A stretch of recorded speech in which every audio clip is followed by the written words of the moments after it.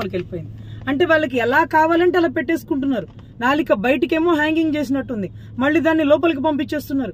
Pant చూస్తే ఊడిపోయినట్టుంది, ఏంటండి ఊడిపోయినట్టుందని తల్లి తండ్రి అడుగుతుంటే ఆ పాప మోషన్ కూర్చుందన్నారు.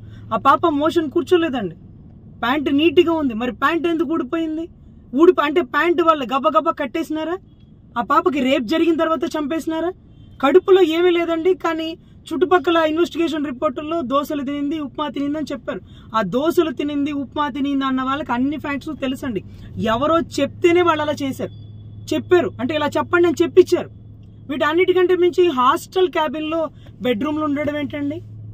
ఆ పాప పైకి వెళ్లడమే చూసినాం, వెనక్కి రావడం చూసినాం, ఆ తర్వాత ఎక్కడా లేదండి. అప్పటి నుంచి కౌంట్ చేసుకుంటే అరౌండ్ ఒక 12 గంటలు ఆ పాప హాస్టల్ రూమ్ కే పోలే. అసలు సెలవుల నిమిత్తం కూడా పిల్లలు ఎవరు బయటికి పోకుండా అక్కడే ఉన్నారండి, భయభ్రాంతులకు గురైపోయినారు.